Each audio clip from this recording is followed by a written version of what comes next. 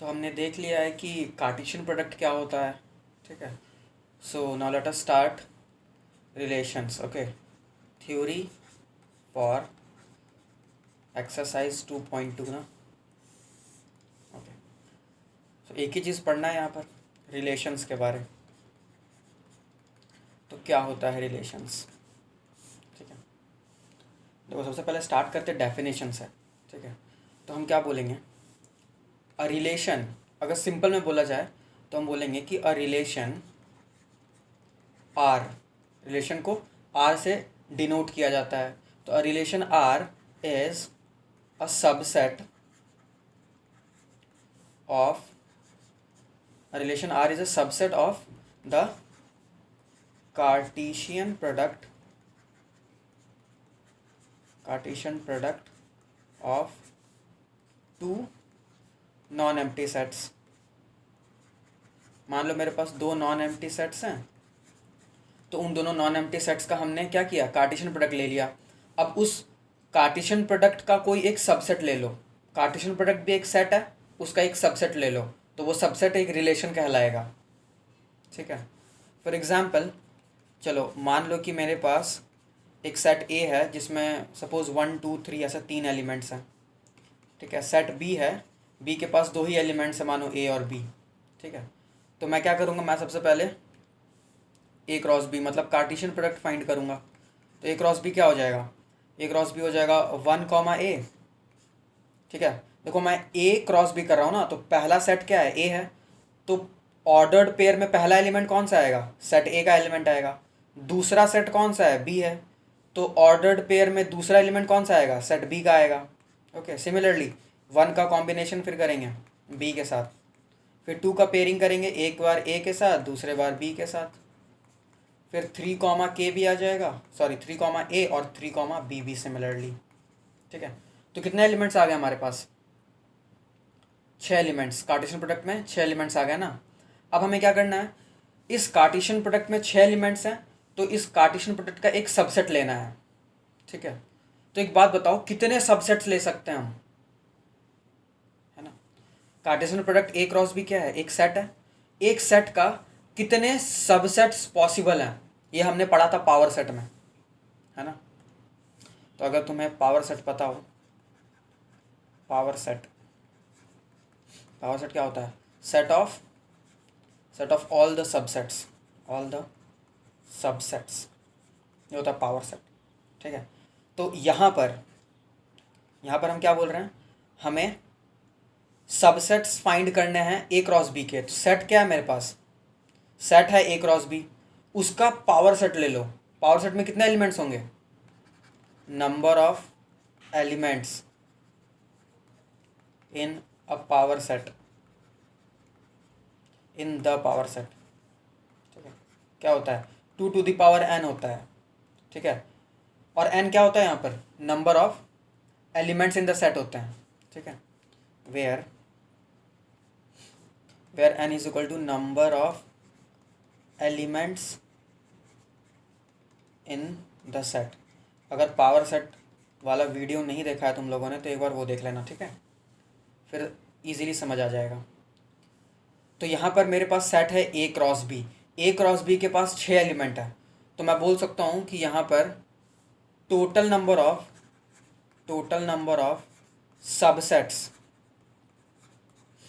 Of A cross B कितने हैं, कितने हो सकते हैं, 2 टू द पावर 6 होंगे, है ना, क्योंकि 6 एलिमेंट है मेरे पास।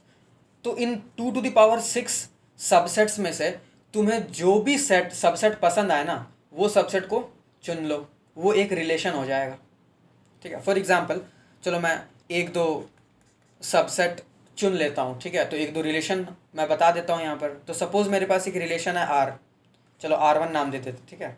तो R1 सपोज़ मैंने एक ही एलिमेंट चुना 1, ए, एक सबसेट ऐसा भी तो होगा जिसके पास सिर्फ एक ही एलिमेंट हो, तो ये एक रिलेशन हो गया, R1 नाम दे दिया हमने इसका। फॉर एग्जांपल चलो एक दूसरा रिलेशन R2 ले लेते हैं, इसके पास दो एलिमेंट ले लेंगे हम, चलो 1, बी ले लिया हमने और 3, ए ले लिया। जो पसंद है वो एलिमेंट्स ले लो, ठीक, सबसेट होना चाहिए। तो देखो R1 ए क्रॉस बी का सबसेट है या नहीं है, R1 के पास कौन सा एलिमेंट है, बस एक ही एलिमेंट है 1 comma A, this element is present in A cross B, तो बिल्कुल R1 सबसेट हो गया ए क्रॉस बी का। सिमिलरली R2 के पास जो एलिमेंट्स हैं वो ए क्रॉस बी के पास भी हैं, बिल्कुल है, तो R2 भी सबसेट हो गया। तो R1 R2 क्या हो गए, रिलेशंस हो गए, ठीक है। तो सिंपली रिलेशन क्या होता है, रिलेशन सबसेट होता है कार्टेशियन प्रोडक्ट का, ठीक है। अब कुछ इंपॉर्टेंट पॉइंट्स लिखो, ठीक है, तो नोट में ऐसे लिख लो। फर्स्ट पॉइंट, ठीक है, phi is a subset of every set. Phi तो हर सेट का सबसेट होता है ना, तो फाई ए क्रॉस बी का भी सबसेट हो जाएगा, ठीक है। तो हम बोल सकते हैं therefore phi is always a relation, ठीक है, फाई भी एक रिलेशन होता है, ठीक है। सेकेंड पॉइंट जो हमने अभी यहाँ पे डिस्कस करा, नंबर ऑफ सबसेट्स या फिर नंबर ऑफ रिलेशंस बोल सकते हैं, हर एक सबसेट एक रिलेशन है, तो हम क्या बोलेंगे, number of relations, number of relations from a set A to a set B. देखो दो सेट होना ज़रूरी है, ठीक है। अगर दो सेट हो गए तो हम क्या करेंगे, उन दोनों सेट का कार्टेशियन प्रोडक्ट लेंगे, और कार्टेशियन प्रोडक्ट में जितने एलिमेंट्स आएंगे, ठीक है, 2 टू द पावर उतने एलिमेंट्स, 2 टू द पावर जितने भी एलिमेंट्स होंगे ना उतने नंबर ऑफ रिलेशंस होंगे, क्योंकि उतने नंबर ऑफ सबसेट्स होंगे। So number of relations from a set A to B where, चलो number of elements in A हम बोल देते हैं P, and number of elements in B चलो मान लेते हैं Q, इज क्या होता है 2 टू द पावर, चलो यहीं लिख देता हूँ 2 to the power P into Q, ये हो जाएंगे टोटल नंबर ऑफ रिलेशंस, ठीक है। Number of relations from a set A to B when number of elements in A is equal to P, number of elements in B is equal to Q, ठीक है। तो 2 to the power P into Q हो जाएंगे total number of relations, ठीक है।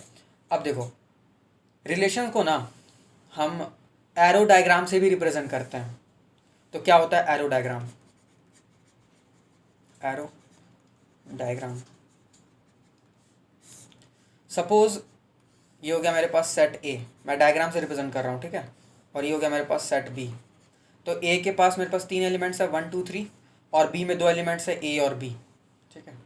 अब देखो Cartesian product का क्या मतलब होता है, ए का हमें पेयरिंग करना है, सॉरी 1 का पेयरिंग करना है ए के साथ बी के साथ, सिमिलरली 2 का पेयरिंग करना है ए के साथ बी के साथ, 3 का भी पेयरिंग करना है ए के साथ और बी के साथ, ठीक है।